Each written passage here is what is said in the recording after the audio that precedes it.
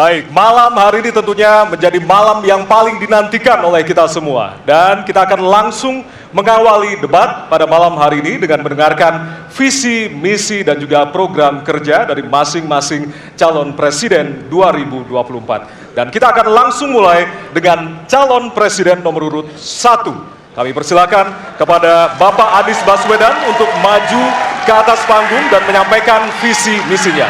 Kami persilakan Pak Anies untuk segera menuju ke panggung utama.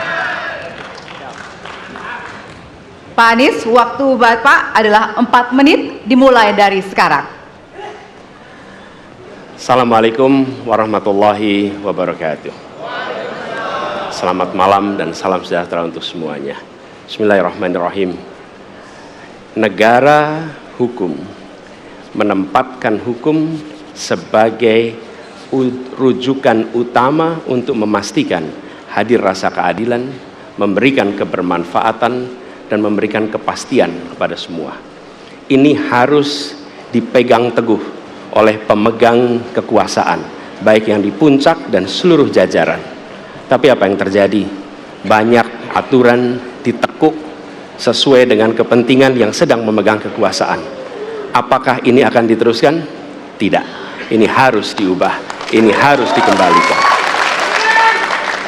Kemudian kita menyaksikan betapa pada hari-hari ini tatanan ketika kita menyelenggarakan pemerintahan sering tidak sesuai dengan prinsip-prinsip hukum yang kita pegang.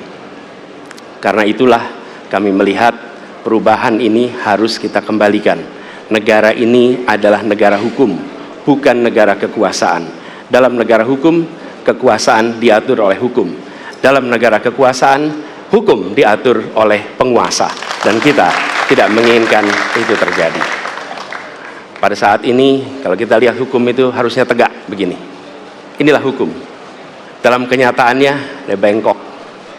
Dia tajam ke bawah, dia tumpul ke atas. Dan kondisi ini tidak boleh didiamkan, tidak boleh dibiarkan, dan harus berubah. Karena itu kita mendorong perubahan, mengembalikan hukum menjadi tegak kepada semuanya. Dan bila kita saksikan hari ini ada satu orang milenial bisa menjadi calon wakil presiden, tetapi ada ribuan milenial generasi Z yang peduli pada anak-anak bangsa, yang peduli pada mereka yang termarginalkan. Ketika mereka mengungkapkan pendapat, ketika mereka mengkritik pemerintah, justru mereka sering dihadapi dengan kekerasan, dihadapi dengan benturan, dan bahkan gas air mata. Apakah kondisi ini akan dibiarkan? Tidak, kita harus lakukan perubahan. Oleh karena itu, kami memperhatikan ini sebagai hal-hal yang mendasar. Yang tak kalah penting, ini kedua nih, yang tak kalah penting. Kita menyaksikan pada saat ini ada peristiwa seperti peristiwa Ibu Mega.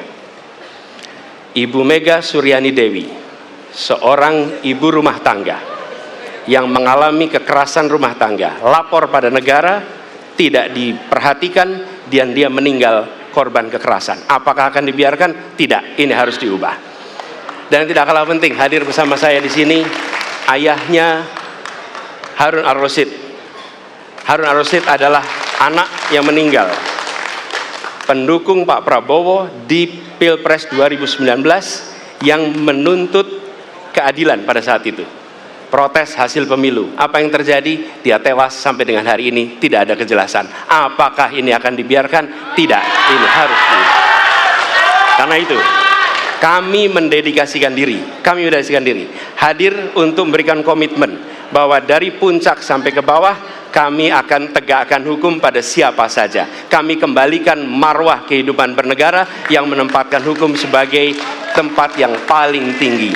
Dan ketentuan itu berlaku kepada semua, termasuk ketika menyangkut urusan ASN, menyangkut urusan TNI dan Polri. Terima kasih. Assalamualaikum warahmatullahi wabarakatuh.